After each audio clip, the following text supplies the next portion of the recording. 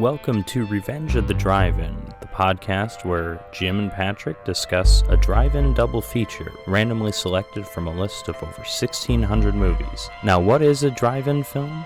Well, we're defining it as something that might be just below the mainstream, something from a genre that doesn't get the respect it deserves. These could be cult movies, midnight movies, giallos, slasher movies, blaxploitation flicks, erotic thrillers, etc. Or these might just be movies that evoke the youthful spirit of drive-in cinema of the 1950s and 1960s. I'm your host, Patrick, and I'm joined by... Jim. Alright, Jim, today we're talking about two movies. One, Dr. No, the first official James Bond movie, and the second one is Shocker, from director Wes Craven, the creator of A Nightmare on Elm Street. Both fun movies, both enjoyable to watch. Had a good time watching them. But I guess we should really talk about the elephant in the room before we get started. Unfortunately... That's right, yes. Yeah. Unfortunately, Sir Sean Connery passed away on October 31st at the ripe old age of 90. He died in the Bahamas, surrounded by his family, and he passed away peacefully in his sleep. That's what all the news outlets are telling us anyway. It's a bit of a shame, you know? He was such an iconic actor. Yeah, incredible career. He will, of course, always be synonymous with James Bond. Yeah, I mean, that's what all the news agencies are reporting him on. I think a lot of them are saying the first actor to bring James Bond to life, or the first actor to bring Ian Fleming's James Bond to life, which is what he was, and he will forever be remembered as that. But he also was in a lot of other great movies. I mean, Indiana Jones, Hunt for the Red October, one of my personal favorites, The League of Extraordinary Gentlemen.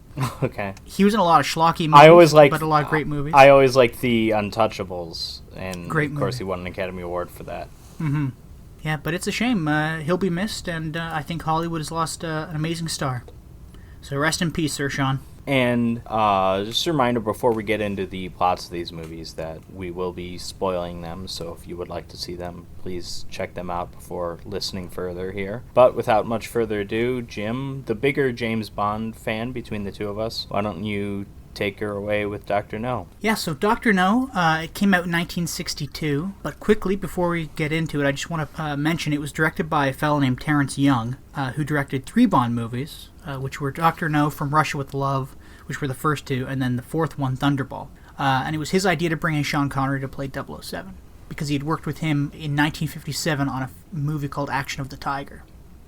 Which is kind of amazing considering I think most people kind of think of Dr. No as being his first movie, and it really was the movie that made him a star, but at the same time he appeared in a bunch of movies before that. Yeah, and I mean, and before that he was a bodybuilder. So, you know,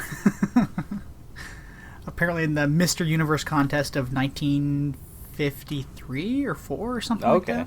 Yeah, he's not necessarily a young man when he plays Bond for the first time. But yeah, so the movie opens with the now classic image of James Bond walking into the gun barrel frame and turning and shooting. And the Bond theme then kind of comes on after that and plays to multicolored flashing squares and circles. And then the theme abruptly ends and it cuts to, what would you call it, calypso music or like Caribbean music? Calypso, I think, is the genre. Okay, yeah. So it cuts to this kind of steel drum sort of thing, and there's colorful silhouettes of men and women dancing, which is a pretty interesting opening because the James Bond franchise is now synonymous with opening with naked or nude or tastefully covered up women and credits coming across the screen. But it wasn't until From Russia with Love, the next one, that this first started, that this what would you call it, a tradition in Bond movies started. It's even more interesting because this Bond movie doesn't have an opening theme. It really just has a bit of the now famous Bond theme and then this calypso music, you know? Yeah, it's the Three Blind Mice thing. Yes, yeah. So then the movie really begins when this music again abruptly ends and it cuts to this version of 3 blind mice and the silhouettes of 3 blind men who then turn into real men who, as it turns out, are only pretending to be blind as they shoot a man named John Strangways who's leaving a card game at a club in Kingston, Jamaica. The camera cuts to the Strangways house where Mrs. Strangways flips open this bookshelf to reveal a radio and she's talking in some sort of spy code to a British voice on the other end. And she hears some movement outside of her house, so she gets up and checks her watch. These men break into her house. I think it's the same men who had just killed John Strangways. So. But they break into the house, kill her, and they open a filing cabinet and pull out a file labeled Dr. No. So then we're shown this voice on the other end of the radio. It's from MI6's call room. in London, and they immediately begin to investigate what happened with the Strangways in Jamaica. So perhaps the best introduction to a character ever in any film franchise, ever, great. is we are introduced to James Bond sitting at a card table at a swanky London club, where essentially he gets called in to MI6. Yeah, he's playing cards with, what's her name again? Sylvia Trench? Sylvia Trench, yes. Yeah, and this scene is where Bond opens with that now famous line, Bond, James Bond. She said, my name is Trench, Sylvia Trench. He goes, oh, I'm Bond, James Bond, or something along those lines. Yeah, as you pointed out with me off mic, the only reason he says his name the way he does is because he's replying in the same kind of snooty way she had just said her name. So that's kind of interesting. Yeah. What I've always really enjoyed about watching these franchises that, have a bunch of entries is seeing how things adapt throughout the series. How many iconic moments are introduced in the first movie and how many are introduced in subsequent movies. This one gives us a lot of the sort of the things that the series is known for, the Bond girl with the suggestive name, the theme, not the theme song for the movie, but like the James Bond theme by John Barry. Yes, but there's still a lot that we don't quite get either, and I just find something like that so much more interesting when you're watching a series or rewatching a series to see how it develops. Yeah, exactly. I mean, I'm sure we'll get into this a bit after we talk about the plot, but in many ways this was kind of the first kind of modern tongue-in-cheek spy movie, and it was the prototype. It was the cookie-cutter mold that all James Bond, well, that most, I would say. I mean, I know you have a different opinion than me on this, but this is the mold that most James Bond movies followed after this. Yeah, I've always kind of thought of Goldfinger as the movie that really gets the Bond formula down just perfectly. It's paced a lot more like an action movie, whereas this one's a lot slower and more like kind of a mystery movie. Goldfinger's also the one where we really see usage of gadgets. There's like one thing in From Russia with Love, but it's really small and it's believable. Goldfinger pushes us into this kind of spy, almost science fiction territory with some of the gadgets. Yeah, because we were talking about this, again, off mic. Q is in this movie, but he just gives Bond a gun, right? And he's not even... Yeah, it's not Desmond he's not the Llewellyn MI6 or whatever. And yeah, they don't he's not call... Really like they a don't... gadgety guy, it's just... They don't call him Q. All he does is give him the gun when he's in M's office. Yeah, and it's not even a gadget, like we're kind of used to seeing. I mean, we've gotten away with this a little bit with Craig, but we're used to seeing watches with like lasers and stuff like that. So this is very different from that. Well, speaking of M's office, I guess. So Bond gets called away from this from this swanky club, and he goes to MI6, where he has this flirting encounter with Miss Moneypenny, the secretary to M, who is the I have head of never intelligence, understood their relationship, Bond and Yes, Moneypenny. Yeah. I don't get it here. I don't get it in future movies. I've never understood this relationship. Well, I think I was reading something once where she's supposed to be like this kind of dowdy woman. I mean, I don't think she's unattractive by any means, but she's supposed to be this kind of dowdy woman that Bond just kind of jokingly flirts with. And that's supposed to add some kind of comedic element to the James Bond movies. Yes, but I've never understood if she's genuinely into him or not, is what I'm saying, because are they both on the same level of jokingness, or Yeah. Yeah, so anyway, so Bond goes into M's office, who is the head of intelligence for MI6, I guess. And M tells him that the Strangways were looking into the possibility of radio waves that were coming from Jamaica and were interfering with the launching of American rockets at Cape Canaveral. This is the height of the space race, of course, 1962. Yes. Good old Ruskies in the USA. But yeah, so this coupled with their lack of radio communication, because the line went dead as Mrs. Strangways was talking to a British agent on the other end, forces MI6 to send Bond to Jamaica to investigate. Yeah, and then this is when Q gives him the gun. He gives him a Walter PPK to replace his Beretta, or Smith & Wesson. I think it's a Beretta. Yeah, Beretta. And it's that a ladies' scene, gun, I think they say. Yeah, they do. That scene serves no real purpose. It's a literal Chekhov's gun, because Yes.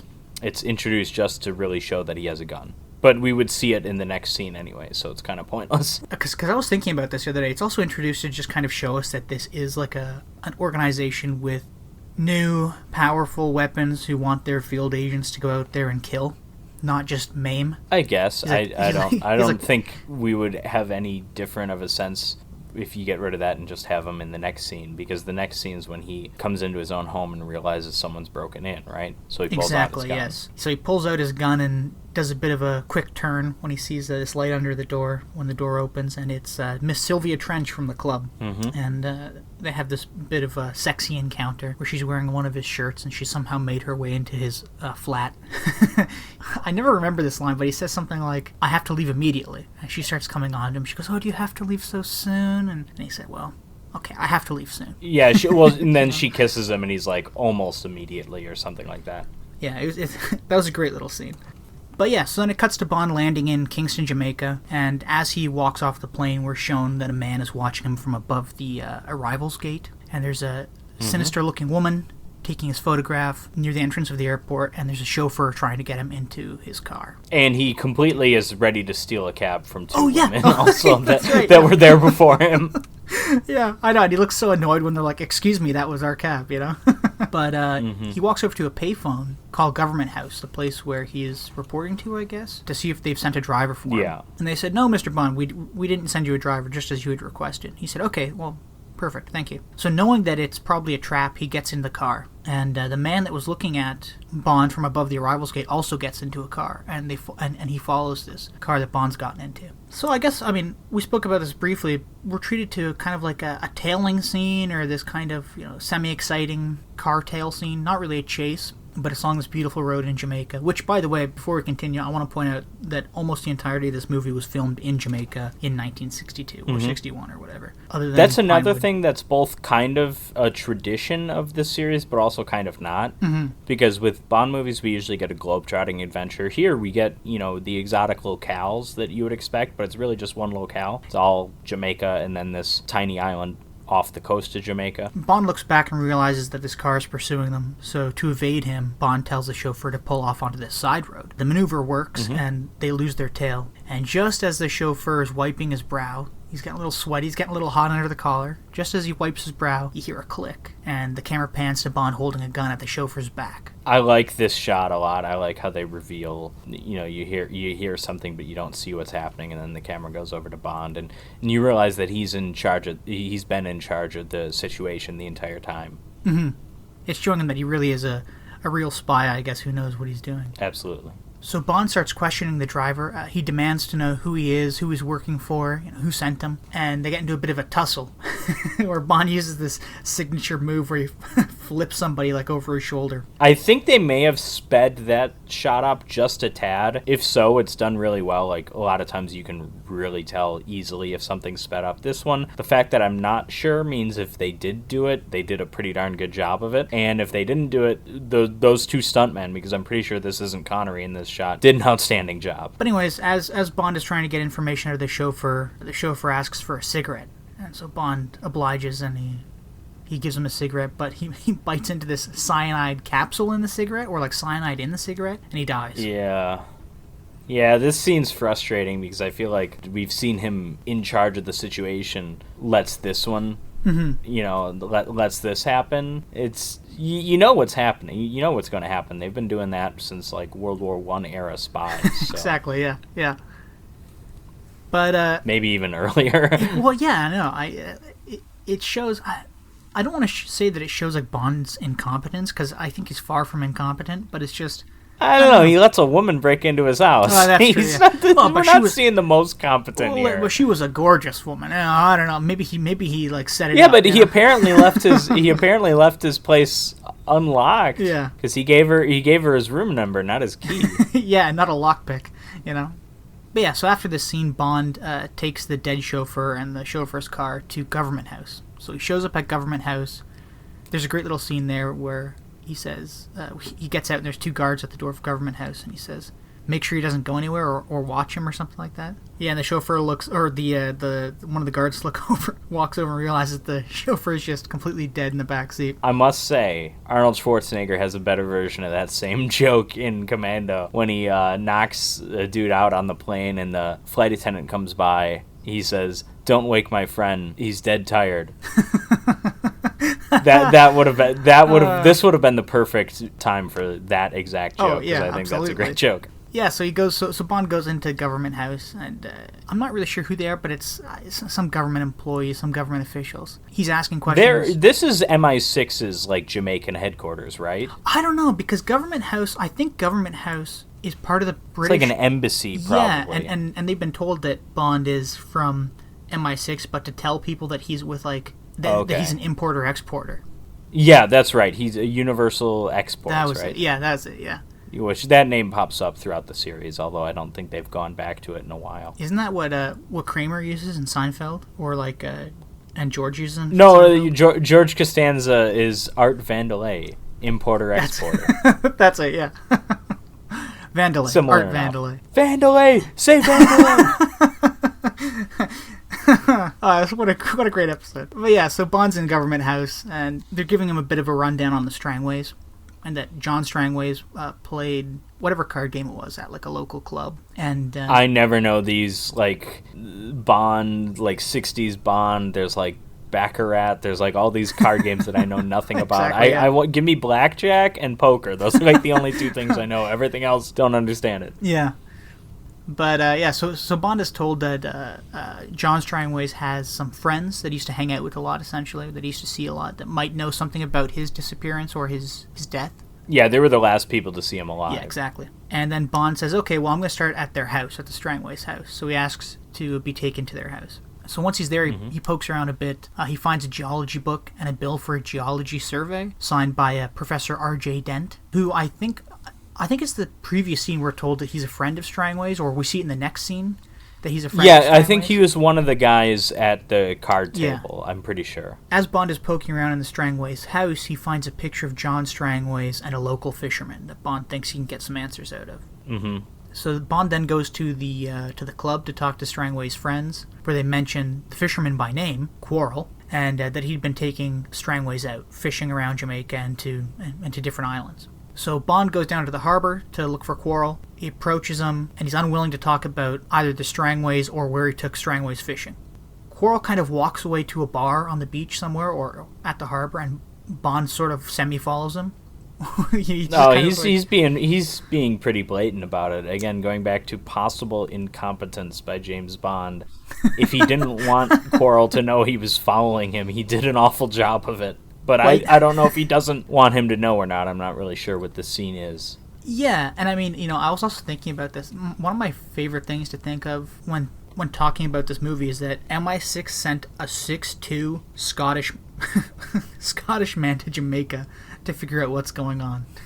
Could you have not sent somebody who blends in a little more well? Well, this as good a time as now to bring this up. Doesn't really fit in at any time in our discussion, but I love that they got a Scottish dude to be the first James Bond, because that's not the conventional move, right? No. He's an English character. I don't know how well respected or popular the books were before this movie came out. I know most of the books predate the movies. Mm-hmm. Again, don't know how popular they were or if they became popular with the movies. But yeah, they got a Scottish dude back in the time when, let alone American audiences, I would imagine British audiences weren't that used to seeing Scottish people in major roles in motion pictures. After Connery, you get, what's his name? George Lazenby or Lazenby? He's Australian, right? Yeah, but you only get him for one movie. But after that, it's Roger Moore, right, who sounds so much more like he's the most English person ever. Yeah.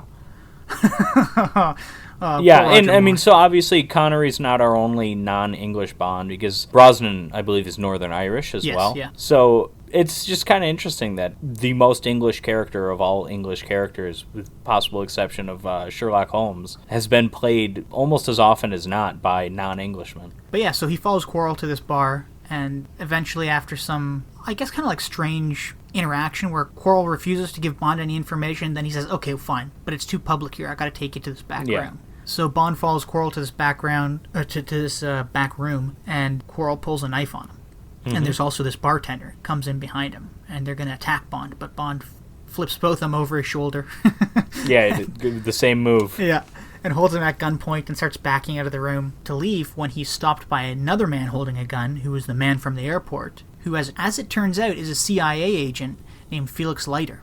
who was working with Quarrel to uncover the source of the radio transmissions that were affecting NASA's rockets. I've got a couple things to say about this moment. I like we kind of get the same trick that we got earlier with the chauffeur, but this time it's done on Bond. As Bond backs away, the same thing happens where he stops, there's a gun on him, but we don't see it yet, and then the camera reveals who it is. It goes to show, because what that scene kind of proved early on was that, like, damn, Bond is good, he's in control. Now we're seeing that this CIA agent is incredibly competent too, and Felix Leiter, of course, would become a mainstay for the series. He's in probably more than half the movies, almost a different actor every time until the Daniel Craig movies came about. But this time he's played by Jack Lord of Hawaii Five-0 fame. Mm-hmm. So I don't think he was famous yet, but he would go on to have a huge career, mostly television. It looks like he didn't do that many movies. The other thing I want to point out is his sunglasses.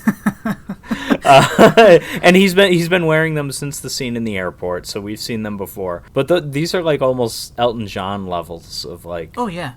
Effeminate kind of... I've never ever seen sunglasses like that in any movie from the 60s. And I'm wondering, like, even women wearing them, and I'm wondering where he got them from, and even, like... Right. they just look so goofy. Like, are they women's sunglasses? I don't know. But well, if those same sunglasses were to be made today, they would absolutely be women's sunglasses, because men's sunglasses just seem to be less, stylish and just more straightforward design. Women have a bit more flourish in their sunglasses, but also there is something very, very 1960s about them too. Mm-hmm. In the upper left and right, it reminds me a lot of the 1960s cars and those fins that they would have. I don't know what else you'd really call them. Yeah. You know what I'm talking about? The sunglasses look fast. They look fast for a 60s Cadillac or something like that. No, but they look incredibly goofy too, though. But I like how Jack Lord is still playing the role so cool that you kind of have to admire his confidence wearing sunglasses like that. Oh, absolutely. And he kind of plays like the straight man, like the straight agent, Like he's there to do a job.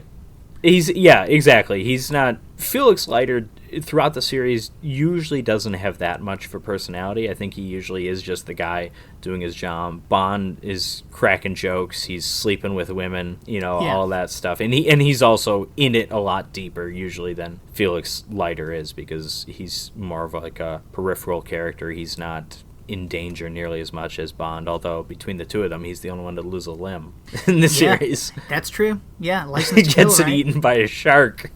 Yeah. Oh, that movie sucks. Oh, we'll get to the Bond movies eventually. And also, if this wasn't clear from our previous episode on Frankenstein, though we're picking these movies at random, we are going to go in chronological order so that if we, land on a remake or a sequel, we're going to continue with the series in the order they were released. So, because these Bond movies have such wonderful continuity, especially with the Felix Leiter character, we gotta watch them in order, right? Oh, for sure. Of course. Getting back to the movie, I don't really want to call this next scene an information dump because it's done so well, but this is an exposition scene, absolutely. Exactly, yeah.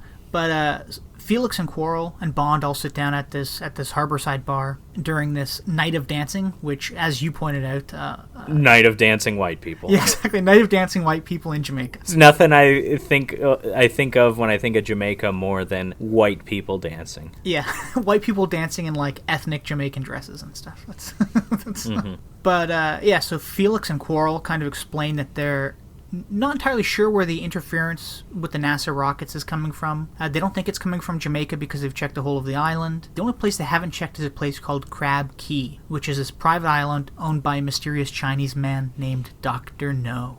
Felix does point out that recon photos were taken, but all they found was an old mining facility that's protected by guards and low-level radar. Quarrel says that he's afraid of going near the island, and so are the other islanders, because that there's a dragon on the island. Yeah. But that he used to take strangways there at night to collect rocks and dirt samples. This is a little silly, this whole dragon part. This is my least favorite part of the movie overall. We'll come back to it when we get to the dragon part. Oh, absolutely. Because I totally agree with you. There's even something from the novel that I want to mention that's sort of similar to the dragon, but not quite as dumb, in my opinion. I did read this novel. I don't remember it too well. Sorry if I repeat that whenever I talk about books, but when you're in graduate school, you don't do a lot of reading for pleasure.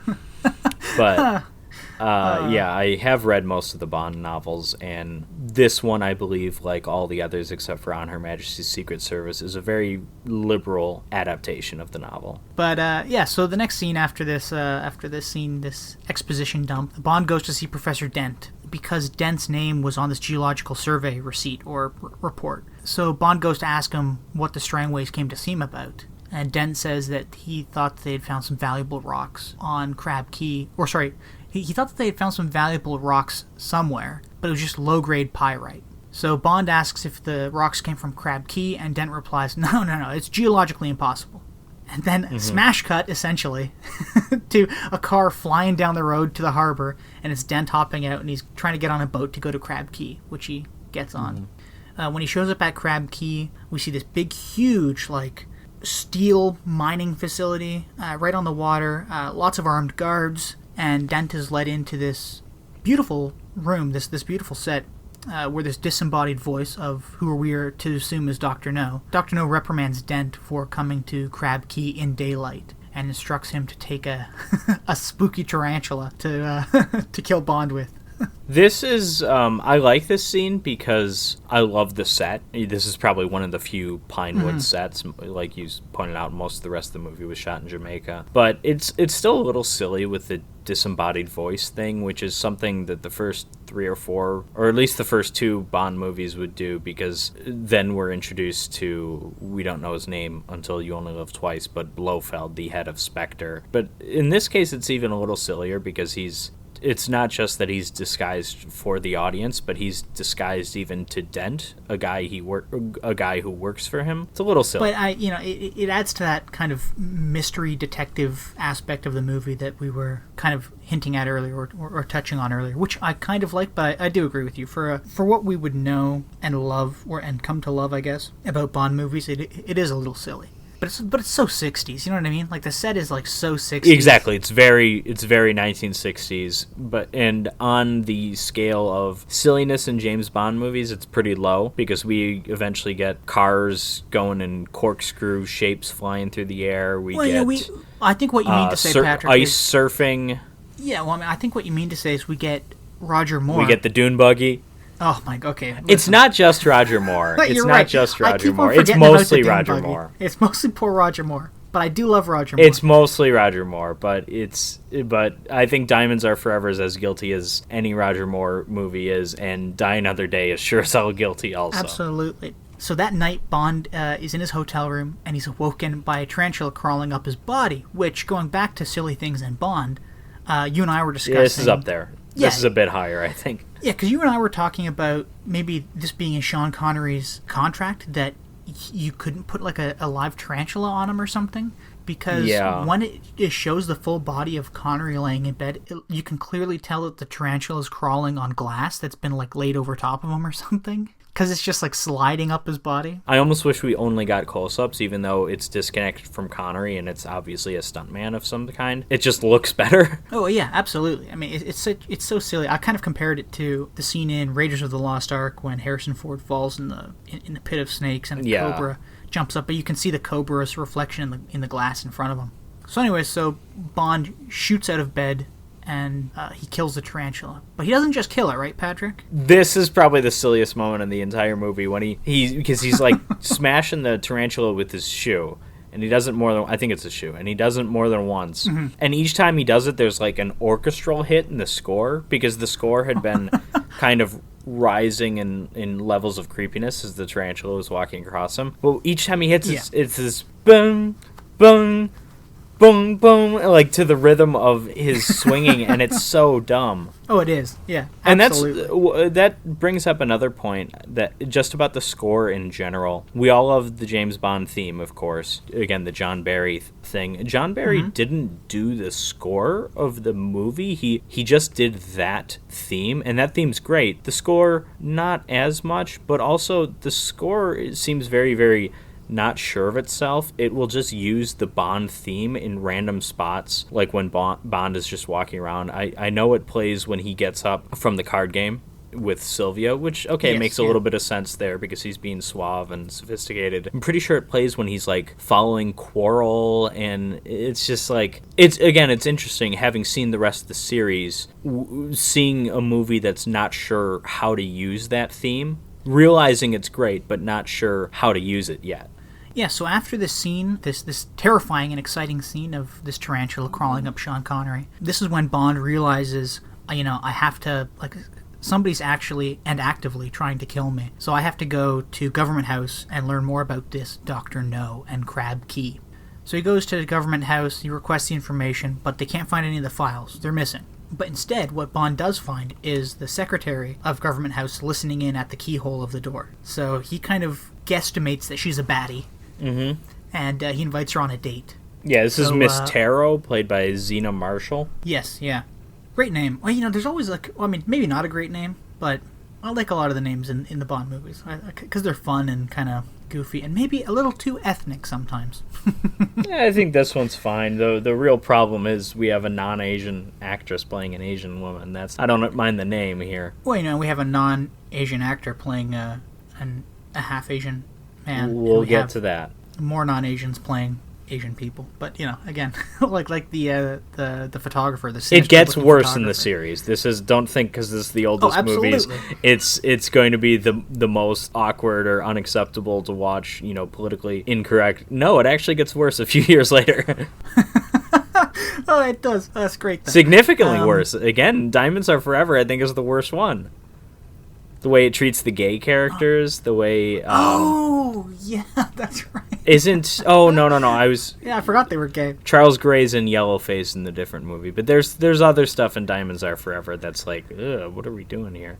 That's when he, like, beats... Like, the opening scene is him, like, beating a woman almost. It's terrible. Like, the way he threatens when he takes off her top on the beach, that's like... Oh, that's right, I forgot about that. That's the creepiest... strangles her with her bikini top. Yeah, that's the creepiest, sleaziest, least smooth Bond has ever been. Yeah, so to get back to Dr. No, Bond is waiting for this date, but while he's waiting, he gets a package from that he requested or ordered, I guess, from MI6, and he picks it up at the hotel. And it turns out to be a Geiger counter. So he goes to the boat that Quarrel's been using to take John Strangways out to Crab Key and back, and he finds that the rock and soil samples are highly radioactive. I guess we didn't really point this out, but there's something to do with nuclear power or radioactivity in the movie, and it's mentioned briefly, I think, near the beginning, but, spoilers, it still isn't really explained that well at the end of the movie. We're just going to pass over that for now. Then Bond asks Quarrel to take him to Crab Key that night, and he's hesitant, but he agrees. Because of the dragon again. Exactly, because of because of the spooky, scary dragon. So then Bond starts going to his date's house, which she lives up this lovely Jamaican mountain, this sandy Jamaican mountain. And as he's driving up there, there's a bit of a car chase with the men from the beginning, or at least the car from the beginning of the movie. But there's a bit of a car chase, and Bond outmaneuvers them. He drives under like a backhoe or something. Mm-hmm. And, yeah, he kind of lucks out by there being like construction there or whatever that was. Yeah, and because he's driving like a 60s sports car and they're driving like a 32 Chev or something, so they slide off this sandy mountain and explode into flames. Yeah, this shot goes on for way too long. Well, it's a couple of shots, but usually, car going over a cliff, exploding or crashing, like that's in a ton of action movies. I don't think I've seen one that holds on the truck as long as this one does. We get two angles, at least two angles, because there's one from the road, there's one from the valley that it careens into. The base, yeah. Yeah, and it's actually... And the explosion, too, it kind of catches fire and explodes. I want a more definitive explosion. I want that scene to be quick, the car just to be gone, Yeah, I will say there have been long shots. I mean, I can't name any specific ones off the top of my head, but I know in the Bond franchise there have been long shots on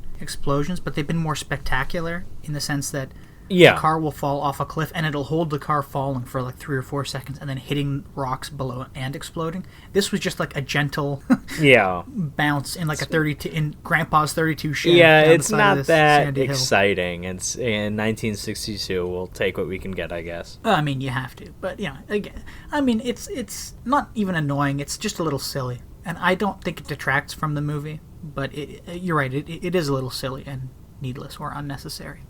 So anyway, so Bond gets up to his date's house. What was her name? Tara? Miss Taro, yeah. What's her name? So he gets up to Miss Taro's house, and she's surprised to see him. She was expecting that he'd be run off the road and killed. As Bond is kind of trying to get her back out of her towel or bathrobe or whatever she's wearing, she gets a call from Dr. No or Professor Dent. Yeah, I thought it was really Dent. Sure. I mean, yeah, I thought it was Dr. No, but again, whatever. She gets a call from somebody, from some bad person, and she agrees to try and hold Bond there for a few more hours, which she does with her body. So after they fool around a bit, Bond, I don't remember, I think she was either out of the room or he tricked her, but either way he calls the authorities to pick her up. Oh, he said he was calling a cab, that was it. So he actually calls some authorities on the island, and they pick her up, and he waits for, I guess it was Dent she was talking to, and he waits for Dent to show up, which he does, and he attempts to kill Bond, but Bond disarms him, and he interrogates him about the Strangways and Crab Key and what's really going on. Dent is pretty unwilling to help. He lunges for his gun again, and he attempts to kill Bond, but Bond just kind of coldly shoots Dent. The whole scene is great, and it might be my favorite in the movie, to be honest. Yeah, it's probably my favorite scene. Bond has almost never been cooler. I think it's clever, too, because doesn't he unload Dent's gun when he's not looking? So again, he's completely in control of the situation, no matter if the other guy thinks he has the upper hand or not. We're then shown Bond and Quarrel essentially heading out to Crab Key, where they encounter the lovely Honey Rider, famously played by Ursula Andress, in a beautiful white belted bikini, as you pointed out, that cool belt for her shucking knife, I guess, because she's collecting shells on the beach of Crab Key. In this part of the book, she's naked, so thanks 1962. Yeah, jerks.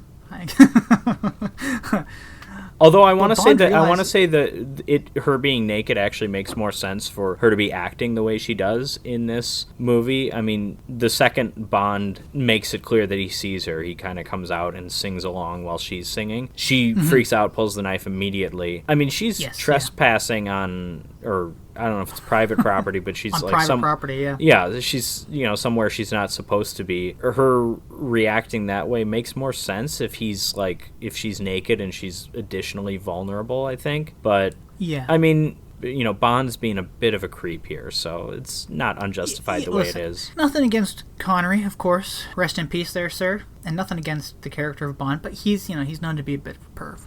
So again, it gets worse in the series, believe it or not. It gets a lot worse.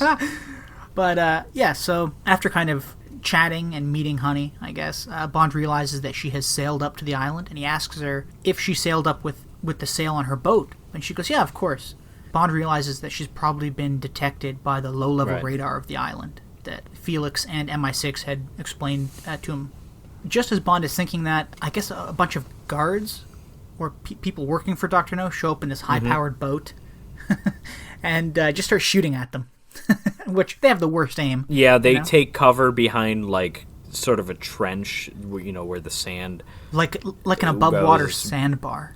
Yeah, and they shoot for a while, and then after that they give up and just say they'll be back. Yeah. Yeah. I expect more thorough armed guards for this top-secret nuclear...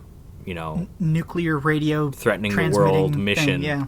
So they evade the guards, and Bond, Quarrel, and Honey move further inland. They evade a bunch of guards, and they eventually come to a rest stop or a resting point when Honey and Quarrel point out these dragon tracks, these quote-unquote dragon tracks, which... Yeah, because she had confirmed Quarrel's dragon theory. Like, when we first hear about the dragon, it's lighter, that's like, oh, come on, it's some local superstition. Yeah. And then, obviously Bond isn't going to believe that, but when Quarrel mentions it, Bond's like, you're being ridiculous, and she's like, no, but it's true. Exactly, yeah, and so they feel vindicated by finding these dragon tracks. And then as the camera pans down, it's clearly just like tire tracks. So then, pretty much as soon as they point out these dragon tracks, Quarrel goes, it's over here, it's over here. They run over there, and it turns out that it's like this dumb-looking armored car or something like that that's painted up to look like a dragon and has like a flamethrower attached, so it shoots fire. When I was a kid, I'm embarrassed to note that I wasn't sure if the movie was trying to pass it off as a dragon. I know, like, me too. because because Coral in this moment, and Coral dies here too, which makes it that much kind of dumber. But he sees the thing and he's like, "Oh, see, I'm right," and then it kills him like it's a dragon, and he was right all along, but like it doesn't matter. But no, he's wrong, and he still dies because of it too. It just kind of sucks. And like Coral's hiding behind a bush, like shooting at its eyes, which are like lights, and Bond is like trying to take out the lights of the tank car thing.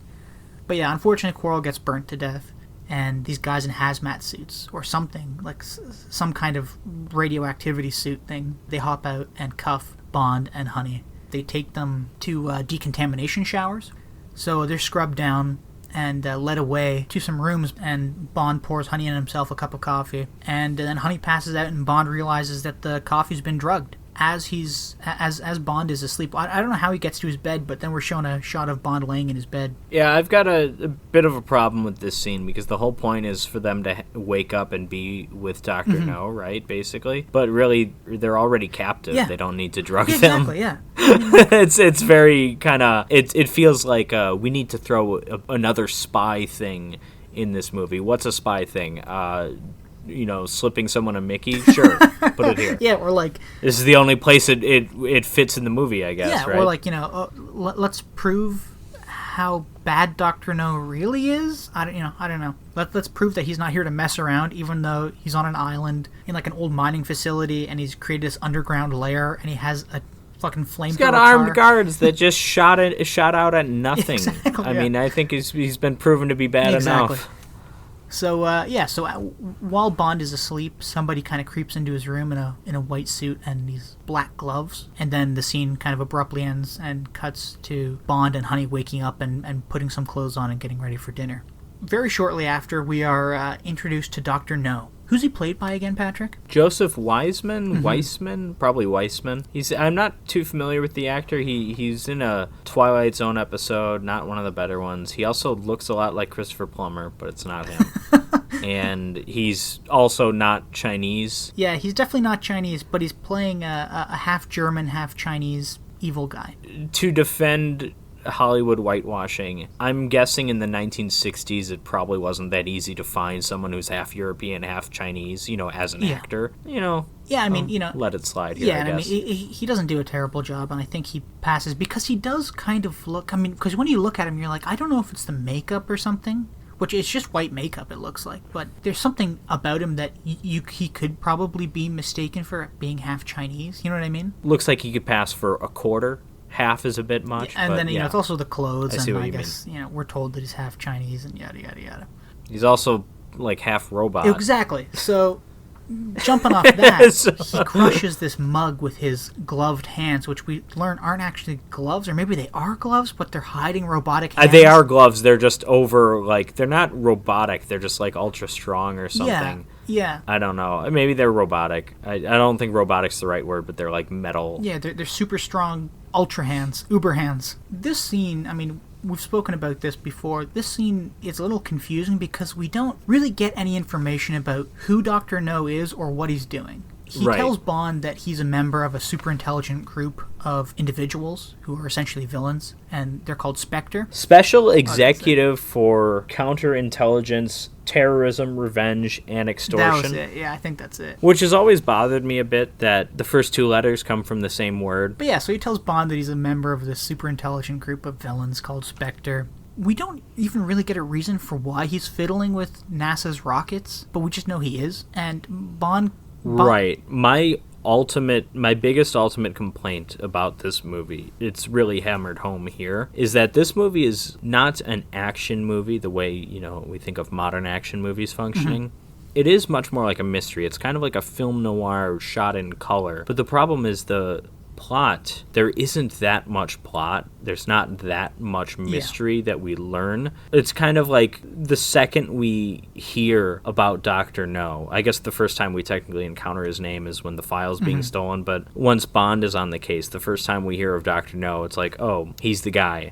the first time we hear about Crab Key, it's like, oh, that's where he is. You know, we kind of are able to figure it out all way too soon if this is a mystery movie. And again, it's not technically, but I find that the pacing is much more like a mystery than it is like an action movie. Yes. And this scene, not only does this kind of answer some questions we have, but it also kind of gives us more, because though we get the bad guy plan, I feel like there's a lot more to it that we still don't learn. Well, yeah, and exactly. I mean, because, you know, as I was pointing out, we don't know why he's fiddling with the rockets, and Bond kind of assumes, or I guess makes an assertion, that he's after some kind of world domination. And Dr. No doesn't disagree with him, but he also doesn't really agree with him. He just kind of says, oh, I'm working with Spectre, I'm a part of Spectre. Yeah, and at this point in the series, obviously this is the first movie, we don't know what Spectre truly means. Yeah. It's just, I think it's almost like a failed exposition dump, you know?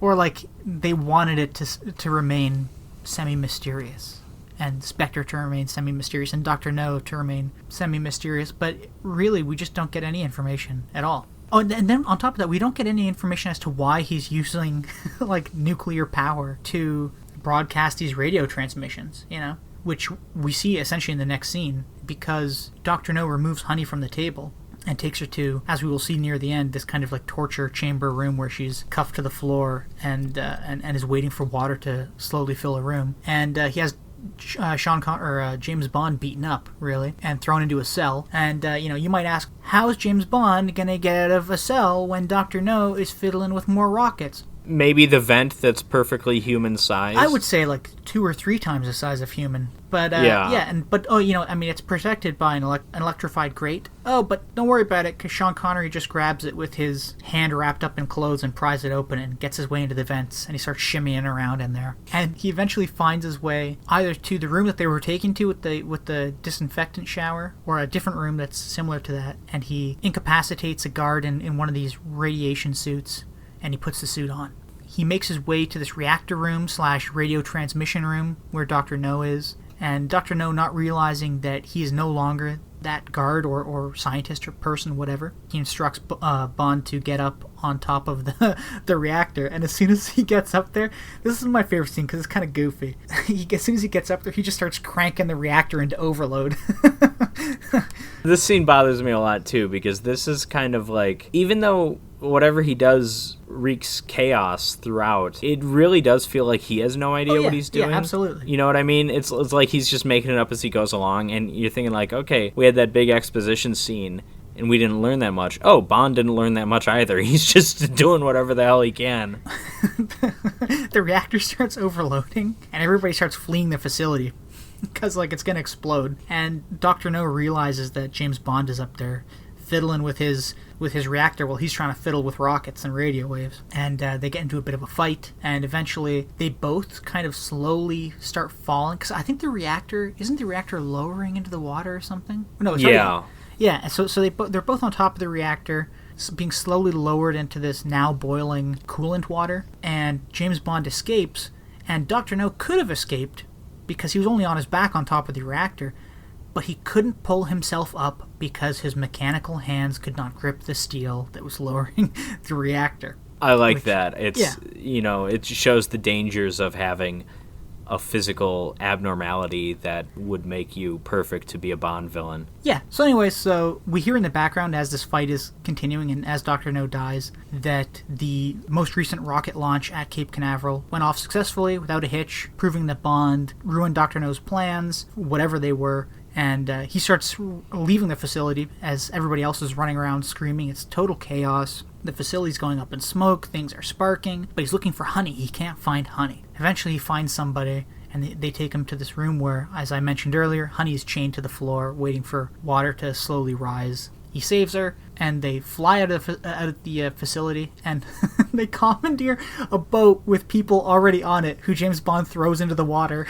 And then, literally 2 seconds later, as he speeds away with Honey in their little speedboat, the facility explodes. And then, after that exciting climax, we're shown the boat stuck in the middle of nowhere, essentially. And Bond has just checked the fuel tank, and he says, we've run out of fuel. But luckily, Felix Leiter shows up with the Jamaican Navy on, like, a tugboat. Yeah, we don't know what organization this is. We don't know Yeah. what organization this is, and I want to know because one of the guys has a helmet that says STD on it, so I don't know what that stands for. I have no idea in this case. But he throws them a tow line. Felix throws them a tow line. Yeah, And is the Jamaican Coast Guard STD? I don't know. But yeah, so he throws them a tow line. They tie it up to their boat, and as they're getting towed away, Honey's kind of looking at Bond, and she sinks to the floor of the boat out of view of the camera, and Bond is looking down, and he slowly sinks to the floor. And then we see that Honey unties the tow line, and they're again stranded in the ocean, but together. And Yep. that is the end of the movie, really.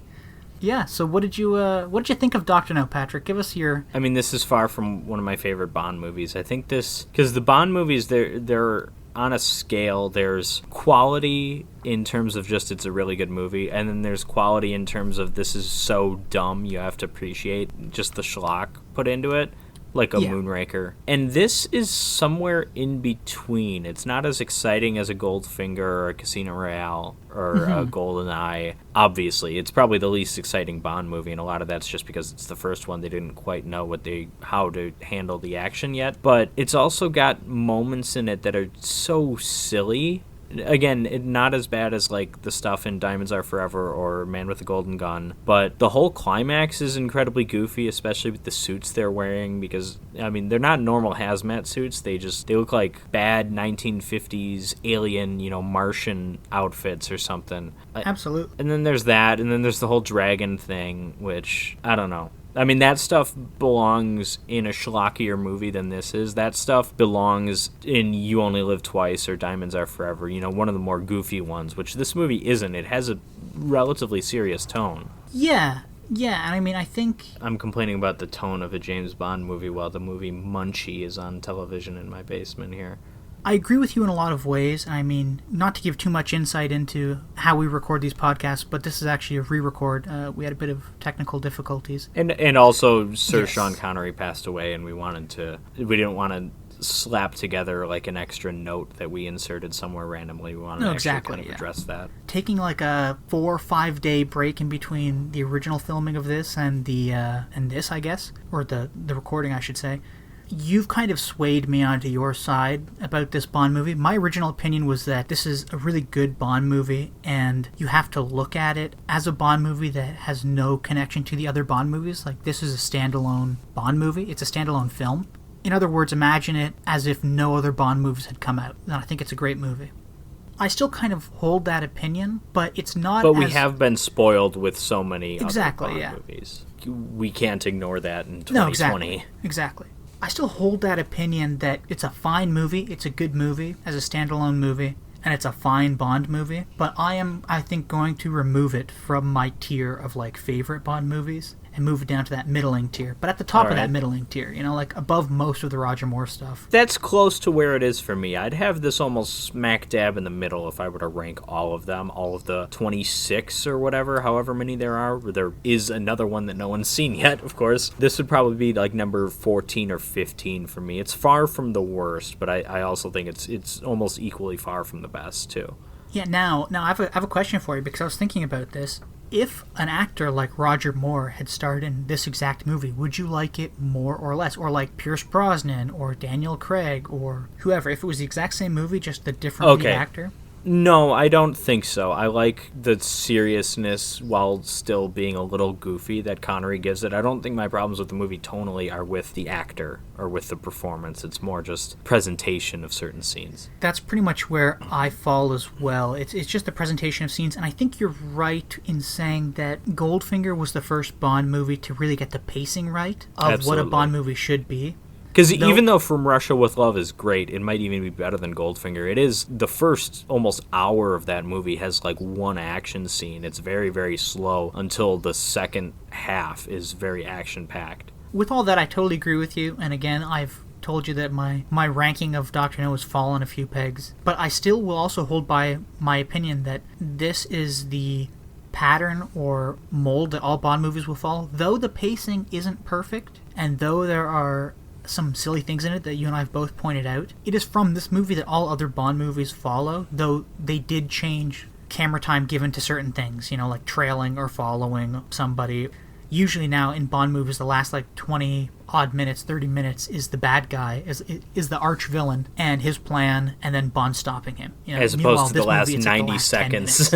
Yeah, exactly. It's very rushed. My issue with this movie mainly comes from it feeling so rushed. It's the pacing, but only really at the end. And then all the questions that we're left with, like, who is Dr. No? Why is he doing this? What are these things for? There's just like a lack of answers to all these questions. Yeah, I mean, it's a good movie. If I've sounded like I've been too negative on it, it's just because I know the potential that this series has. I've seen the heights that it eventually reaches, and I hold this like Diamonds Are Forever. Far. Yeah, oh God. Yeah, Diamonds Are Forever is the extreme in the wrong direction, but... So, Patrick, I guess that concludes our thoughts on Dr. No. We both think it's a fine movie, maybe a bit of pacing issues. But let's move on to a movie that we also think is, well... This movie has problems, I'm not really sure what to think on it. This movie has some some major problems, but it is a Wes Craven picture. He's one of my favorite horror directors. The creator of A Nightmare on Elm Street, the director of Scream, the director of The Hills Have Eyes, The Last House on the Left. In 1989, he did the movie Shocker, which is, I kind of see it as, it's very similar to A Nightmare on Elm Street in a lot of ways, and I think it might be kind of his attempt to kind of make another Nightmare on Elm Street, maybe seeing what money that series is bringing in with these sequels that get increasingly goofier and thinking like, oh man, I shouldn't have sold the sequel rights or something like that. So Shocker opens with what we don't get in Dr. No. We get a kick-ass theme song, named Shocker. And this is all playing while we see someone working on electronic equipment. We don't see his face. It's actually very similar to the opening scene of A Nightmare on Elm Street. And we see these on television. We see this news broadcast about a serial killer who they just call the Slasher. And a keen eye will note that one of the victims is Heather Langenkamp, the lead actress from A Nightmare on Elm Street. And I'm taking the internet's word on that because I can't tell. But anyways, let's talk a bit about the song. What did you think of it? It was great. I loved it. Oh, I think it's fantastic. It's catchy. It's amazing. I'm not a fan of heavy metal, whether it's from the 80s or not. A lot of people love 80s metal or just metal in general. I've never gotten into it. I don't know why it's so closely associated with horror movies. And I have no idea why this movie went with like a metal soundtrack, but I do like this opening song. Actually, it's by a band called Dudes of Wrath, which was a supergroup that may or may not have been formed just to do this song, but it has members of Kiss, of Motley Crue, Dio, and Van Halen. And Whitesnake. So it's got members of all those bands, combining together to create this Mozart-worthy track. And it's actually written. It's actually co-written by someone who's in the Songwriters Hall of Fame. This person's name is Desmond Child. He wrote hits like You Give Love a Bad Name, Living on a Prayer, I Hate Myself for Loving You. So if you're really into that kind of that 80s hard rock / heavy metal, you'll probably get a kick out of this song and maybe the movie as a whole. Following this opening scene, we meet our main character, Jonathan Parker, who's a college star running back. He's played by Peter Berg. Yeah. I'm not the biggest fan of this actor, at least in this movie. I don't think he actually does a bad performance, but there's just something I don't like about him. I don't know. Yeah, well, I mean, it's really hard to put my finger on. We just don't like the look of him. But it's not that he's a bad actor. We just don't like the look of him. Yeah, I don't know. He just kind of looks like... Yeah, I don't know. At any rate, we see him at football practice, and there's this kind of comedy scene where he gets laid out by a teammate when he's showboating to his girlfriend, and then later on he makes a nice play, but gets laid out by the goalpost for running right into it again because he's looking at his girlfriend. And this is where we get a pretty sloppy scene of his girlfriend, Allison, played by Camille Cooper, who comes up to him and talks to him, and the whole thing is like he's probably suffering a concussion, so I think he pretends to not know who she is at this point. Nevertheless, it's an excuse for her to explain the dynamics of their relationship, that they've been dating on and off for a long period of time, and that they haven't slept together. Yeah, and this scene is only confusing because of this concussion element, where we don't know if he actually doesn't know who she is. Yeah. You know what I mean? And you're like, oh wait, is this his girlfriend? Because we've never seen this character before. It's not the best writing, and that's one thing I really like about Wes Craven movies. Typically, is there's really strong writing, but this doesn't always come across, scene to scene. But I think his movies are usually really well structured. His scripts are, and he's got a lot of interesting ideas going into even his weaker movies, and that's the case here. Not that this is necessarily a weaker movie, but there are some interesting ideas in this movie.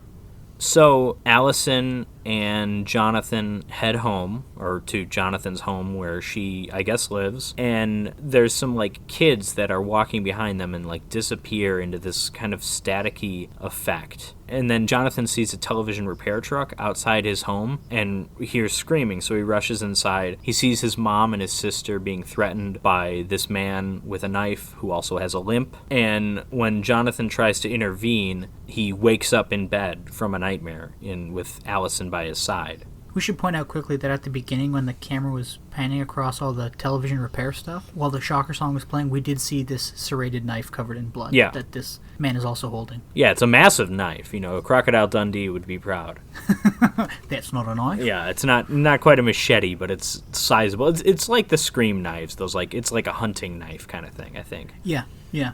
Anyways, after Jonathan wakes up, he gets a phone call from his dad, who's a police lieutenant, saying that his mother and his sister were killed. So he goes over there, and, he's sad. He meets with his dad, and this is when we find out that he's a foster child, that this isn't his biological dad. This wasn't his biological mother that died. I don't think we really know if it's his biological... Well, it's not his biological sister. Right? Maybe she's a foster child as well. It doesn't really matter. But once that's introduced, you kind of know where the story's headed. At least I did. It's like, why point out that these aren't his real parents unless his real parents are going to tie in some way? But at any rate, he's meeting with his dad at a bar, and he mentions that he knows exactly how it happened because he saw it in a dream. And his dad, thinks he's nuts, but when he describes exactly what he saw, it fits the description of the crime scene that he wasn't there to see. So his dad thinks, okay, maybe he's onto something. I don't know if you mentioned, but when he goes up to the house, he sees this television repair van, and it says Pinker's Television Repair on it.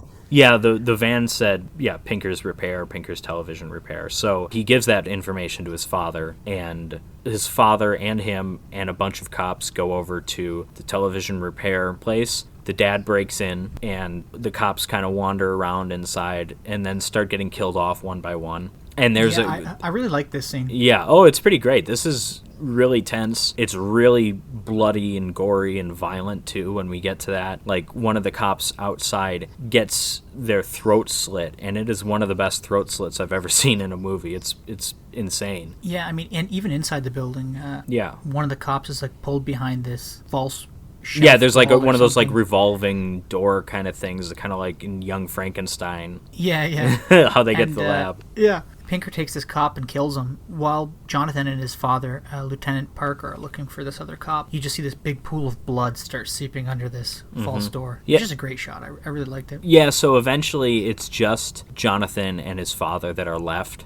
And then this is where we see the news talk about the case once again. And this is actually kind of thematic, too, how so much of our information we learn from the television, because at the end of the day, this is a movie that's trying to say something about television consumption. I think it's because it's a bit muddled. But they mentioned that, which I don't think they would talk about this because it's an open investigation, but whatever. They mentioned that Jonathan Parker is the one that had the information that led them to Horace Pinker's repair shop. So Pinker, seeing that, is like, okay, I'm going to get him now. But he doesn't actually get him. He instead gets his girlfriend. He breaks into their house after Jonathan leaves for practice, and Allison, when she's in the bathroom, is attacked. When Jonathan comes back to the crime scene, the bathroom is just covered in blood. It is absolutely disgusting. The place is just... Yeah, I mean, she's in a tub that's just full of, blood. Yeah. I'm not sure if it's supposed to be water and blood, but it's disgusting. It's just her head. Yeah. And her hand sticking out, And supposedly, and I almost have a hard time believing this, but part of me, okay, I can kind of see it. Supposedly, Wes Craven said something like the MPAA really went after this movie, and they had to cut so much of the stuff. So I think I saw something like the blood and the gore and the violence that we see in this movie is only about like 20% of what was supposed to be in the movie, which I have a hard time believing in terms of just how much blood we actually see. But a lot of the killings are done off screen at the same time. Mm-hmm. Maybe one, or no, sorry, I think there's only about 4 or 5 killings on screen. There are several, but it's 15 people who are killed. Yeah. Oh, and I forgot to mention, but in the previous scene, the last scene we had of Jonathan and Allison when Allison was alive, spoilers, it's not the last scene the two have together, is he gave her a necklace to celebrate like their anniversary of their going out for like a year or whatever. And then written in blood at the crime scene is "Happy Anniversary, Jonathan," or something along those lines. So Jonathan gets together with one of his football teammates, Rhino, and he has a plan to get at Pinker. He's going to fall asleep, find him in his dream, a la Freddy Krueger, and then tell the cops where to go. He finds him threatening a family in some apartment building, and when he wakes up, he and Rhino head there as well, and the cops show up at the same time. A chase ensues, and Jonathan chases Pinker up onto the roofs of these buildings. This is not our only rooftop chase in the movie. It's probably the more exciting one, though, at least for me. Oh, yeah, for sure. Pinker and Jonathan end up fighting, and the cops get there to arrest Pinker, and while he's being arrested, he continues to taunt Jonathan over the death of his girlfriend. Yeah, and then this is where Jonathan kind of says to his dad after they apprehend Pinker, he's like, I want to watch him fry. I want to go to his execution. That's right, yeah. And so we skip ahead on the day of his execution by electric chair, and a priest shows up to give, the last rites to Pinker. Yeah. And this is kind of a strange scene because he just like turns the corner and just immediately Pinker's there doing some kind of ritual with the television. He's like electrocuting himself. It looks very silly. It's so abrupt. It's weird because you're right, it is silly because it's so abrupt, but like as they're walking up to his cell, I think the priest asks, did he want anything for his last meal? And one of the guards says, no, I just wanted a television. And then it cuts to like these cables attached to this TV, and Pinker's like electrocuting himself, and on the floor are like these black magic-y looking candles. Yeah.